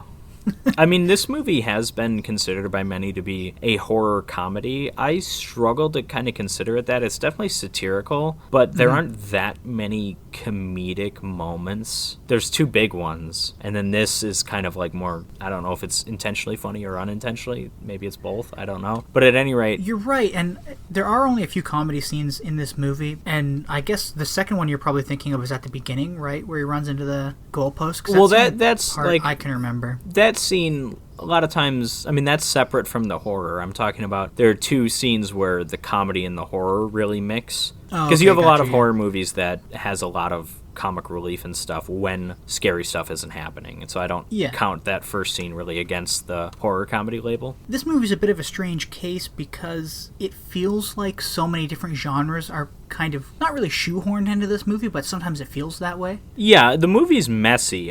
Though I do like it a lot, it's not too polished, and I don't know how much of that is this movie, at least in terms of the violence, was chopped to pieces, so that it could be released as a rated R movie. They might have cut a lot of other stuff that would have made it all more kind of cohesive together. The movie's a bit of a strange duck in that sense, because some of it really works and some of it doesn't, but I mean, I guess we'll get to the ones that work and don't, I guess, later on in the movie. But so far, it feels like a movie that started out as like a college comedy and then swiftly took a turn to slasher horror or something. Yeah, and then it becomes satirical towards the end. And I would call this a slasher movie. And even right after this kind of goofy scene where he electrocutes himself with the television, it almost immediately goes to something terrifying when he's knocked on the ground and the 2 prison guards are like, someone needs to give him mouth to mouth. Yes. He leans in and he like bites off the guy's lip, and then he bites off the other guard's like two of his fingertips. It's horrific. It's really violent, and it looks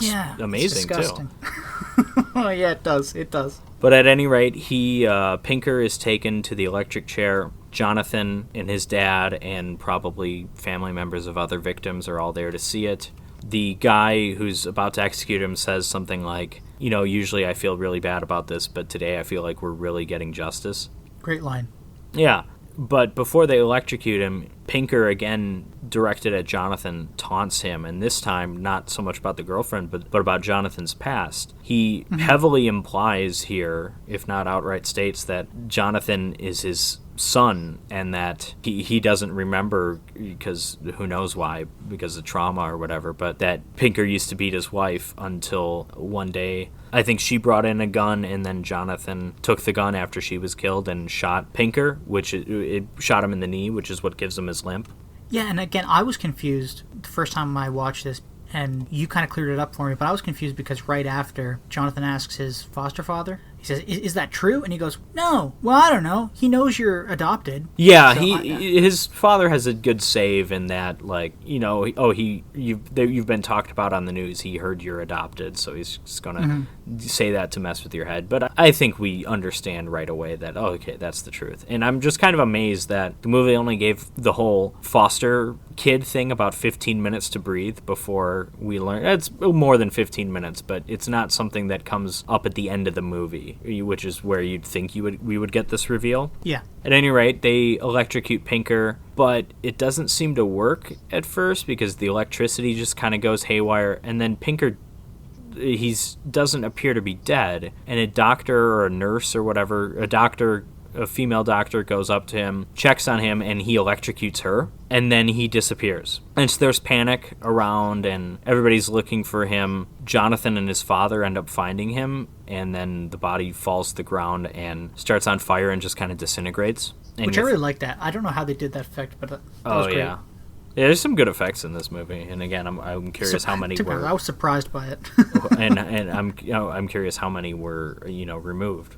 But at any rate, two cops are rushing the doctor, the electrocuted doctor, to the hospital, and Jonathan still thinks something's wrong. He thinks Pinker has somehow survived, and he's proven right when the doctor gets up, attacks the two cops, twisting one of their heads like completely around, and then forcing the one who's driving to crash into like a nitroglycerin truck or something.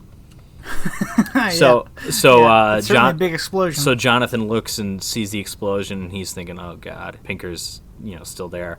And so everybody rushes to the crash site. The driving cop survived, but nobody sees the doctor anywhere. So Jonathan says, we need to find her. He's thinking that's Pinker somehow. But we learn later that though the doctor had been possessed by Pinker, he now possesses the police officer that they're carrying away. We don't know that yet, though. We learn it soon enough. This is also really when the movie begins, because I watched the trailer for this movie, and they really played up all the stuff that kind of comes after this. They played up his execution, and then all the stuff that comes after this. And this is, what, about 40 minutes in, 35 minutes in or something? 48 minutes. Oh, 48 minutes. If we're thinking of Pinker as Freddy Krueger, and he is similar in a lot of ways, he's a person who was a killer while he was alive, but after he's dead, still attacks people through supernatural means. Mm-hmm. All of this up to this point is what happens before the first Nightmare on Elm Street movie. That movie starts here, after he's dead. Yeah. Not to compare this movie too much with A Nightmare on Elm Street, but I really do think this is Craven kind of revisiting that same idea, and I think it probably has something to do with there being a series that he was continually frustrated with for seeing them take Freddy in a direction that he didn't really approve of, and also seeing how much money they were making and that he wasn't. Yeah. I think it's frustration really from two angles there. Mm-hmm. Anyways, Jonathan then has like a dream where he meets dead Allison. She's covered in blood, really gruesome looking. And she gives him back the necklace that he had given her, which we saw earlier that she was buried with. Yeah. And she's like, I don't know, she says like, Pinker's still alive, you have to get him, and that this will stop him, give you power or something like that. Again, we're talking about this movie kind of being a few different genres or being a few different movies mixed in. The necklace stuff, it kind of comes out of nowhere. It doesn't really fit in with what the movie's been up to this point. Yeah, and I want to point out, too, that this necklace is like a silver heart. It's kind of hitting you over the head with like the love conquers all kind of motif or theme. Which ties it into A Nightmare on Elm Street 2. Coincidentally, because Craven had nothing to do with that movie. Are you saying they're the same movie? No, this movie's less gay. And I'm not saying that as a joke. It's actually true. Anyways, So Jonathan wakes up, he has the necklace, and then there's a cop knocking at his door. It's the same cop that we saw was in the car accident that is possessed by Pinker. And just as he's knocking on the door, Jonathan gets a phone call and a voicemail from his father saying that the cop that they took in he's disappeared. So Jonathan puts it together that this is really Pinker, and there's a chase. He's being shot at. The cop is limping. He's walking with that same limp, and that's the tell from now on for when we see which is a little goofy, who's I being enjoy possessed by Pinker. Yeah, it's fine. It's great when we get to one character in particular, but yeah. So he's shooting at him, and they run through this park where people are like looking like, what's going on? They're not really sure what to make of it. But Jonathan's outrunning the guy, even though he gets shot in the arm. Pinker, as the cop, decides to possess a little girl who had been going around. I think she was on like a bike or a scooter or something, or she's just walking around. Yeah, she's on a little bike, I think, like a tricycle. So Pinker goes to possess her. And this is great. We see her limping, and it's great kid acting with the limp. It's great. I mean, she's what is she, about 8, 7? Oh, yeah, somewhere around maybe there. 7. But yeah, and she gets in like this big like construction vehicle, like one of those big like tractor things. And as she gets up in it and starts it, she's like, "Die fucker, I'm gonna get you fucker," or something like that. Yeah, it's something along those lines. It's great. I mean, little kids swearing in horror movies, you always think of The Exorcist. I like that they did that, but went in a very different direction here, where it is very comedic. It's funny. She's like wearing like this cute little pink coat, and she's got these cute little pigtails, her face is all screwed up like Pinker's, she's like, she looks angry and intense. Yeah. "I'm gonna get you, fucker." Yeah, it's a fun performance. Anyways, she attacks Jonathan. Jonathan is able to avoid the tractor, and he like throws her to the ground. And then this is where the girl's mother comes in and is like, "What the hell are you doing?" And it's like, okay, this scene's definitely going for comedy. And then he remembers what his girlfriend had said, so he throws the necklace on her. And the spirit of Pinker leaves her. We see it leaving her. It's like this kind of staticky television look to it. It's kind of an interesting effect. It's almost like staticky electricity or something, or just static electricity, actually. And it leaves her, it goes into the mother, which I don't understand the point of this, because then almost immediately after Pinker possesses the mother, he then possesses a construction worker who's come to see what the matter was. Anyways, the construction worker, like right away you see him, you're thinking like, okay, this is a cameo or something, because the guy's just massive. He's like this bodybuilder type, kind of a scary guy. He's huge. And I'm thinking like, that's a WWF guy, isn't it? But no, it's Alice Cooper's guitarist. I don't know what he's been eating, but he's massive, honestly. Anyways, once Pinker possesses Alice Cooper's guitarist, he takes his pickaxe, takes the necklace, and flings it with the pickaxe into the lake, which is in the park. And then Jonathan, I guess, gets away. His dad informs him that, like, hey, a bunch of people saw you running from a cop in the park, and it's like, you're probably under arrest. So he goes to his teammate Rhino, and then 2 other guys. There's a student coach named, I don't remember the character's name, but it's Ted Raimi with his goofy glasses. And then his other coach, Pac-Man, is Ted Raimi, and then maybe his head coach, what was his name? Oh, Cooper. His coach's name is Cooper. Cooper and Pac-Man. And so he has a plan to get the necklace back. He apparently has a diving suit in his home. Don't ask questions. And he has Pac-Man and Cooper go and get the diving suit to bring them to him and Rhino in the park. But when they don't arrive, he has to go back to his own home. He had been avoiding it for fear of being arrested. And he finds that Cooper's possessed by Pinker, and Pac-Man is dead. Yeah, and then bloodily so Cooper starts attacking him, and this is when Ghost Allison shows up. Not in the dream this time. This is a tangible ghost, I guess. She shows up, and she and Jonathan try to get Cooper to fight back against Pinker, which he does successfully, but only insofar as he kills himself. Yeah. Which does not kill Pinker, as we see Pinker escape into an outlet. He plugs himself in. His 2 fingers kind of form prongs for an outlet, so that's pretty neat. Well, I like that, but again, this is kind of going, there's no, like, rhyme or reason to how any of this works, because, as you said, like, Allison's we'll get to that, for sure. Yeah. We'll talk about that later. Anyways, so then Jonathan's dad shows up, he flicks on a light switch and gets shocked. Yeah. Right? He does something like that. Oh, because the house has been trashed at this point. Yeah, so he picks up a lamp that had been knocked off a table, and he goes to turn it on, and he gets electrocuted. Yes. And then he starts limping, and we realize, okay, he's possessed. So he's arresting Jonathan, and he's ready to take him in, and that's when Rhino shows up to help him escape. Mm-hmm. And Jonathan takes off running.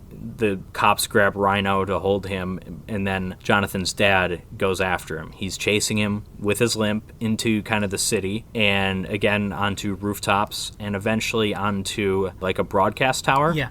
This scene has a couple like fake out, oh, I'm sorry, Jonathan, this is me, or maybe there's only one here, but we get one with Cooper. But bottom line is we see too many of those kind of fake outs, like, oh, Jonathan, I've been able to fight him back. Yeah. And then Jonathan gets close, and then, oh, no, that was just a trick by Pinker. But then Jonathan's dad says something about him having a weak heart, and I think that makes Pinker want to get out of his body, because I think if Jonathan's dad were to die, Pinker, I'm assuming, would also die. But at any rate, it's kind of a muddled movie, to be honest. Yeah, and even more so because what does Jonathan say? He's like, I didn't know you had a bad heart, and he goes, neither did I, or something like that. No, he said neither did Pinker. Oh, that's what he said. So he uses this information knowing that Jonathan will know it's a lie. But then Jonathan didn't know it was a lie because he's like, wait, I'm sorry, I didn't know about that. Like, no, if you know it's a lie, you should be like, oh, I know, I see what you're doing here. Yeah. But anyways, at any rate, Pinker crawls out of his body and into the television satellite, so is in theory broadcast throughout the entire town, country, state, who knows. Yeah. Cooper's and Pac-Man's deaths are officially labeled as suicides, but Jonathan and Rhino meet with their other teammates and say, guys, this wasn't the case. I need you all to do something. He tasks them with breaking into the power plant and cutting power at exactly midnight, and we don't really know much else of the plan. Jonathan does contact some like wannabe television news anchor and says, like, here, I've got this story for you. I'll bring you the killer 5 minutes to midnight. Just keep the camera rolling and you'll get an anchor position anywhere you want, basically. Yeah. But that's kind of all we know so far. And then probably the most confusing scene of the movie is Jonathan falls asleep. In his dream, he's back at the lake getting the necklace. But it is his dream. We don't actually see him fall asleep. I think we watch him wake up and we realize that it was a dream. Because I genuinely thought he was back at the lake. And I was like, what's going on? Yeah, because he's back at the lake and then all these ghosts show up. It's like the 36 it's people. It's not just Allison this time. It's Pac-Man. It's Cooper. It's his foster mother and sister. Yeah. And they're all telling him, like, go get him or whatever, kind of little words of encouragement. And while this is happening, while he sleeps in bed, Pinker crawls out of the television again with that same kind of staticky effect, and he looks around for places to go. Anyways, then Jonathan wakes up, and he goes and sits on his chair, his electric massage chair, vibrating massage chair. Yeah. And then the chair attacks him, and this is pretty cool. Pinker comes out of the chair. I like it's great. I like the leather ripping, and you could see his eyes. That was terrifying. Yeah. Oh, the eyes were a bit silly, but I liked these effects overall. It was fun. So the two of them fight, and Pinker jumps into the television. Jonathan then follows. So they're both basically being broadcast on television channels, but they're also fighting. And this is where the movie officially goes off the rails. I mean, we had already kind of been dangerously close to that. And here's the thing. I don't mean this is a bad thing. This might be the most enjoyable scene of the movie. Oh, yeah, absolutely. But it is completely off the rails. This is when the two are fighting. There's like a hard rock song playing. They appear in so many different things on television. It's kind of a chase, kind of a fight. They're in a boxing ring, during a boxing match. They're in some old black and white movie. They're in Frankenstein, the Boris Karloff movie featured in our last episode. And then eventually they're fighting on set of the news broadcast that's talking about Pinker, which is really fun. They're like fighting on the desk, and then they kind of like slip away, and the news anchor's like, did you guys get that? And then they jump out of a TV into the home of like there's some fat family who's like looking for the remote. Because Jonathan grabs the remote. This scene, like, I mean, again, and like sausages and stuff. Yeah, like the scene with the little girl. This is very clearly a comedy scene. And I think this part with the family is the weakest comedy in this scene, but overall I think the scene's very enjoyable. Yeah, I mean, like this... But yeah, this scene's just a little weird, this part of it. Yeah. But Jonathan grabs the television remote at any rate, right? Yeah, right out of the woman's hand, and that's when she goes, "I've heard about audience participation, but this is crazy," or something. Yeah, it's a laugh track line, and it's not very good. But anyways, they slip back into the television, continue fighting. They end up coming out in the bedroom of, I think, Jonathan's sister, which is where Pinker killed the mother and sister. Mm-hmm. They're there fighting, and this is when... Oh, and then the wannabe news anchor is filming this, but then when he's like, "Oh my God, it's really Pinker, we should go. Like, we could die." Yeah, they just leave the camera But they leave the camera running. Yeah. So this fight continues, and at this point the scene's kind of calming down a bit, because I think the rock music has stopped, and we get score here. Mm-hmm. But Jonathan uses the remote on Pinker, pauses him, and then in sort of a Nintendo Wii fashion, he kind of moves the remote around, and it sends Pinker in all sorts of directions, so he's running into walls and stuff like that. You hear that, Nintendo? We got a case against you. Yeah. Yeah, we're on to you, Nintendo. You owe Wes Craven's estate a lot of money. Yeah. Because Wes Craven, of course, passed away a few years ago. I suppose no more fun time to bring that up than now. No, exactly. Not as recent, not as fresh as Sean Connery, but painful nonetheless. I think he was a fantastic filmmaker. He was fantastic for the genre of horror as a whole. Yeah, I totally agree. But anyways, so with Pinker paused, and though Pinker's paused, he can't move. He can still, like, talk and stuff. Jonathan is like, "Okay, my friends are cutting the power in 5 minutes, so you're going to be stuck here forever when that happens." And I don't know why he knows that, but whatever. Especially because he's been in and out of television airwaves at this point. Maybe that would kill him too, but none of this really makes sense, and it's not important. But then Pinker's like, "Wait a second, your watch is broken or something." And then Rhino and the gang do cut the power, and that gives Pinker his freedom of movement back. So the fight continues. Jonathan lays him out with a punch to the face, which sends him falling back to the bed. And is that when he just jumps through the thing? Yeah. Then he jumps through the and then television camera or whatever. And then Jonathan puts the necklace on the television camera that, again, left over from the news, and then it's a running start and dives through it. Yeah, dives through the lens. And then ends up in his room, in his home, and the television, like, explodes, and you hear Pinker trying to get in, but he can't get in, and so Jonathan turns the television off. And then, and just to finish up before we talk a bit more about this climax in this movie as a whole, with the power out throughout the neighborhood, Jonathan wanders outside while his neighbors are coming around outside, and they're like, "Hey, we saw you on the tube. Was that real?" And he's like, "Yeah." And he kind of looks up at the stars, and he makes sure Allison's there looking with him. Yeah. And so that's Shocker. Well, it was certainly a shocker, Patrick. I enjoyed it. It's a shame this wasn't paired with Goldfinger with that one line. Shocking. Positively shocking. Yeah, well, I mean... No, I mean, this movie's all over the place, but I think mostly for good. Yeah, better. I agree. And I mean, like, and I guess coming off that, I kind of want to start talking about the climax.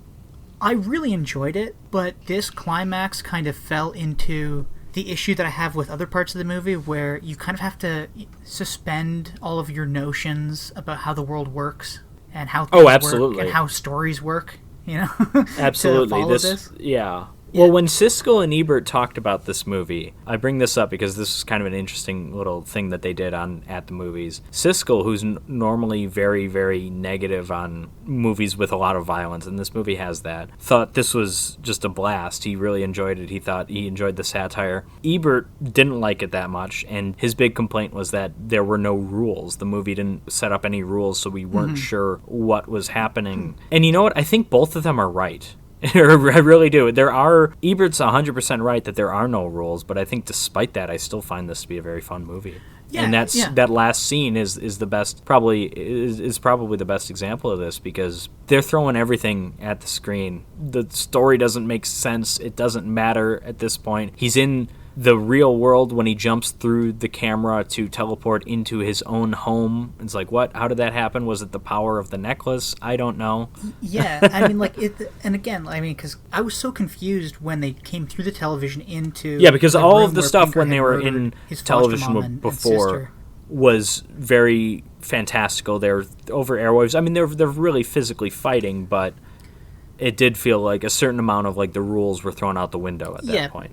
But then when they're back in reality, you expect things to be I mean, like, more normal. Because in reality, too, Pinker doesn't have that television staticky effect around him anymore. He's just a real person. He does for a brief moment when he comes back. I think once the news camera's on him, then he just appears normal. He didn't really detract from the movie, but it just made me really confused, that final scene, where his final confrontation with Pinker, where, as you're right, like, Pinker says, your watch is 2 minutes slow, so you have to get out of this, like, out of TV land, essentially, or you're going to be stuck here with me. But they had just jumped through into the real world and had wrestled onto the bed because the TV crew that were there, the news crew, had left the room. So then Jonathan had to then jump through another camera to get back to his house? Yeah, Why at didn't that he just point, run downstairs? You know, at that point, jumping through the camera is...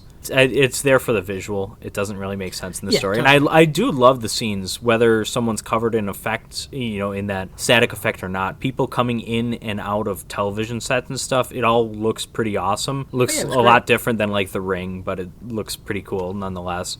I definitely agree with Ebert on that one. But again, it didn't detract from the movie, because as soon as you realize that you can't expect it to follow the rules of reality, then it's just like, who gives a shit? You know? Yeah, I mean, this isn't, I mean, already, and we never really understand why he has these kind of dream powers or whatever, but we're already suspending our disbelief right away when we get to that. And then the necklace stuff's never really explained either. And if he sees something in a dream, he sees it like it's the future, but then when he's given the necklace in the dream, he actually has the necklace. It doesn't make that much sense, but I think it's okay, because the movie is a lot of fun. I think the movie's winking at itself enough. I think it's self-aware. For instance, the concussion scene, which neither of us really enjoyed, Allison mentions we haven't slept together. I think that's there as a knowing nod, like, oh, she's going to live because she's a virgin, and then she gets killed. So I think the movie's playing with a few things. I think the movie is trying to say something satirically about television consumption. Again, going back to so much of the exposition that we learn is through the news, and then that ending scene very much so is once television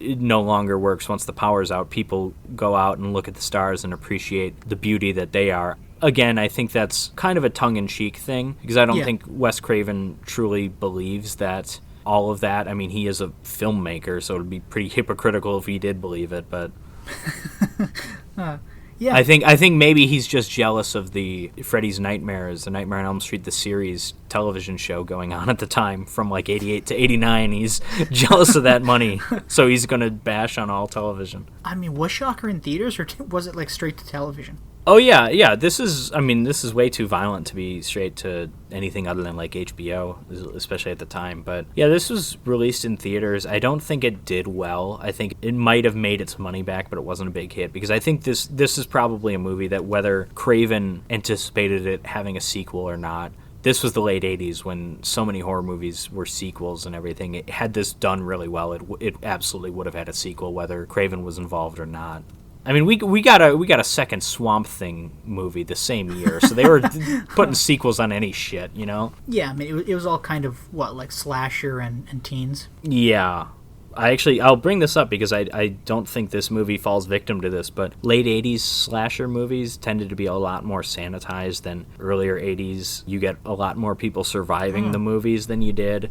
In Jason Takes Manhattan, both the main girl and the boyfriend survive, spoiler. And I think in one of the Nightmare on Elm Street sequels from the late 80s, like only like 3 people die or something like that. There was also, because the MPAA had cracked down, there was a lot more violence that was cut. So those movies tended to be a lot tamer than the early 80s when people were able to get away with a lot more. And I think this movie, to be fair, apparently a lot of it was cut. It still gets away with quite a bit. It is a very, very bloody movie. Again, there's not that much on-screen violence. What we do get is pretty great, though. I mentioned that throat slit is remarkable. And, and all the stuff with Allison covered in blood is great. Oh, yeah. The cops being killed at the beginning, that was great. And I also really like when Pac-Man's body fell out of the closet. just covered in blood.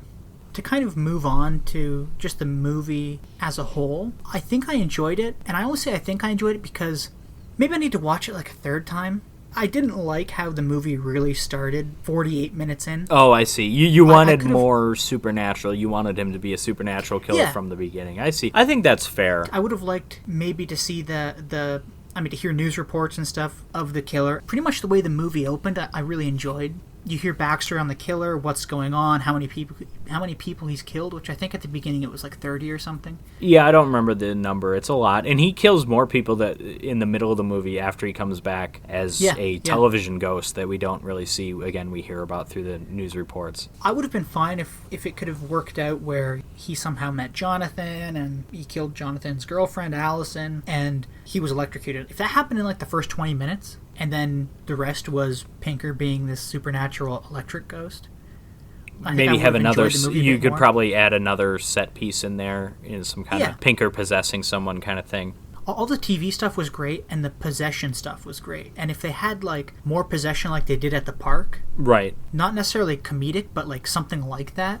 I think it's great because there's that one point where when they were running through the park, Jonathan turns and tells Pinker, he's like, "Oh, you possessed the wrong cop. You're super out of shape." Yeah. He's taunting him, kind of like how Pinker had taunted him a little bit. So then Pinker looks up in the cop's body, and there's a jogger who he shoots. Oh, that's right. Yeah, we forgot about the jogger's body. Yeah, then the jogger runs up to the little girl. I really liked that aspect of it, and also the whole TV hopping thing. Those two scenes really do stand out for a couple of reasons. One, they're just the most exciting scenes. They're fast-paced, but they're also far and away the funniest scenes too. Oh yeah, for sure. Like, you compare those scenes where there is horror stuff happening in them, horror/action stuff happening in them, with the scene at the television repair shop. Again, this is before Pinker's Supernatural. Mm-hmm. That scene's played completely straight. It is scary, and it's brutal. It's violent. It's the most violent scene of the movie. And so there is a disconnect between pre-television Pinker and post-television Pinker, I guess. The movie has a bit of a different tone, even though we had that opening scene that's kind of, or the scene where we meet Jonathan's kind of comedic. The movie does become more of a comedy once Pinker's a television ghost, I suppose. It's kind of comedic, too, in the sense that everybody he possesses has that exaggerated limp, which I liked. I thought that was... Yeah, that was the best with the girl, too. Oh, yeah, it was fantastic. And she did that so well, like dragging her foot through this gravel. I just love it. I don't know if we mentioned Pinker is played by, what's his name, Mitch Pileggi. I don't know, he was... Yeah, we didn't mention his name.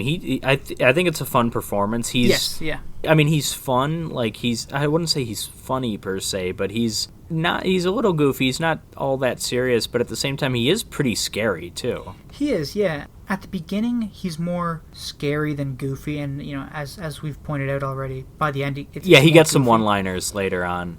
Yeah, like, what was it, when he was about to be electrocuted, and he's like, "No more Mr. Nice Guy." I didn't necessarily enjoy all of the comedy, but I appreciated all of the attempts at comedy throughout the movie, I guess. The shame is, you cannot top the all-time television horror movie kill pun, which is Freddy Krueger saying, "Welcome to prime time, bitch," before he smashes a woman's face into a television from Nightmare on Elm Street 3. You can't top that, unfortunately, because that's a great moment, and this movie almost seems like an hour and 50-minute, an hour and 40-minute version of that scene, because it's got that same kind of horror/goofy tone, and it involves a television, obviously, and a dream killer, kind of. Killer's not really associated with dreams, but dreams are still involved. So, Jim, final thoughts on Shocker? I thought it was a fun movie. I thought it was a really great movie to watch, and it's like one of those movies you can put on and watch with friends when you're all having a drink. If you have any. Yeah, exactly. I mean, I don't have any, so I'll never do that. Yeah, I mean, I really enjoyed it. I don't know. I kind of don't like that it starts essentially halfway through the movie. I don't mind the whole, like, suspension of all like real world things. But other than that, I mean, it was fine. It was a good movie. I enjoyed it a lot. I'm glad you picked it. All I did was put it on a list. We picked it by random, but yes. Well, thank you, Thank you, Google Random Number Generator. So that's Shocker. Now we've reached the time of the podcast where we discuss how these movies stack up as a drive-in double feature. Yeah, well, I mean, I have some opinions, but I think I'm going to let you go first. Okay. Well, let's start with the obvious. Shocker is a good second feature. Mm-hmm. It's clearly the second feature. Though it was released by, if not a major studio, there was actual money behind it. I mean, it's a decent-looking movie. It's not some cheapo thing. It's pretty violent. It's got a lot of humor, and I think those are some of the things that I'm looking for in my second feature, which I'm not going to be taking as seriously as the first one of the night. Yeah, I totally agree. I mean, Dr. No has to go first if this was to play at a drive-in, because it is this more serious movie. Kind of. Yeah. I mean, it has that tongue-in-cheek element, but it's also like 1962 tongue-in-cheek. It's very different. Exactly. I think most of the goofiness, especially at the end, is unintentional, and it's just because the movie's dated. Yeah, exactly. Because the genre has changed so much. The action spy genre has changed. Yeah, but I mean, I totally agree with you. Shocker comes second, and yeah, I mean, Shocker's definitely a movie to end a night with. I mean, you get that kick-ass theme song in the opening, which is great. Which, this is a rare pairing. I mean, this is the first Bond movie we've done. I'm sure, going forward, this will be a rare pairing where a James Bond movie is matched up with another movie, and the other movie has the better title song. Yeah. That's going to be unheard of moving forward in the series, I'm sure. Yeah, I think where this maybe doesn't function that great as a double feature is I don't think Dr. No is a strong entry. Mm-hmm. Not to say it's a bad movie. Again, we've discussed that. It's a fine movie. It's got some issues, but it is pretty dry and it's dull for a movie that you're looking for in a drive-in setting. Yeah, and I mean, like, I could just imagine myself being a little bored sitting there in my car for a 2-hour movie. Yeah, it's a little heavy on plot, and then when you actually get down to it, there isn't that much plot either. You're just kind of left going, why? You know? Dr. No, more like Dr. Why. Come on, you know? So, but how did these movies stack up together, specifically? Well, together specifically, I mean, I don't know, they were just so completely different. I just don't think they work well. I think the first movie, Dr. No, certainly with as slow as it is, it leaves you wanting something more fast-paced for the second one, and that is what we get. But at the same time, I don't feel these movies are truly complementary. I think we're of like mind here. One question, though, would be if Shocker, I mean, because Shocker has to go second, what would you put in front of Shocker for, like, an ideal drive-in experience, I guess? Oh, yeah. I think probably a lot of horror movies would work. Maybe pick one that's a bit more serious, less satirical than this, but I don't think it has to be The Exorcist. I think it can be something a little goofier than that. No, now, do you think something like Hush? Like The Omen or maybe Hush. Yeah, that might work. I mean, I was just thinking about movies we've done. That would work well because Hush is, again, an emotional roller coaster. You want some comic relief, you want some levity after that, and that's what Shocker gives you, even though we do get plenty of violence and murder still. Jim, which of the two did you prefer? You know, to be honest, Patrick, I hate to say it, because I'm such a huge James Bond fan. I love James Bond with every fiber of my being, and especially Sean Connery. Rest in peace. But I'm going to have to go with, rest in peace, sir. But I'm going to have to go with Shocker. Shocker was definitely more enjoyable. I don't know if I enjoyed watching it more, but I could see myself watching it again almost You're right more after, likely I to guess, revisit you know? it. You're more likely to revisit it in the near future. I see. Yeah. I mean, it's no killer workout, but... no, you shouldn't feel shame for picking any movie over Dr. No after you picked Killer Workout over one of the best movies, best horror movies the last 5 years. No, it's so good. All that aromatizing. We're definitely of like mind on Dr. No, and I've been probably even more negative than you on it, even though I recognize its positive qualities as well. This isn't James Bond's best outing, for a lot of reasons. And I know maybe it's not fair to compare it to a lifetime of sequels that were all made after this, but at the same time, that's how the world works. I mean, there were 20 James Bond movies made before I was born. Like, this, I wasn't here to see this when it first came out. Maybe I would have felt a lot more positively about it were that the case. But I do find Shocker, though it has its problems like Dr. No, is just an all-around more enjoyable, entertaining experience, as long as you don't mind a little violence, a little gore, and a little lack of a consistent story, because it is a muddled movie in what it's trying to say satirically as well as the kind of movie it's trying to be. But at the same time, I do think it's just incredibly entertaining. I think you've hit the nail on the head when you call it entertaining. I think Dr. No is probably a better movie. Maybe not even probably. Dr. No is a better movie. But Shocker, I agree with you. It's one I'm more likely to revisit. It's one that I saw for the first time relatively recently, and when we selected these two movies at random, I was far and away looking more forward to seeing Shocker than I was to seeing Dr. No. I think you can even hear that in the end of the last episode when we announced what movies we were doing. And speaking of which... Yeah, what do we got coming up next? Revenge of the Drive-In will return with Friday the 13th, the original American classic, and Strange Brew, the Canadian classic. Woohoo! My country versus yours. Take that. Yeah, well, it's New Jersey. It doesn't really count. It'd be like if this were a Quebec movie or something. No. It's like, you can divorce yourself from that still. Yeah, that's not really Canada. Anyways, please join us next time for Friday the 13th and Strange Brew. Yeah, and go out and watch Dr. No and Shocker, too. Remember to follow us on Twitter for any updates at Drive-In Podcast, no underscores, hyphens, or spaces. And until next time, I'm Patrick. And I'm Jim. Thanks for joining us.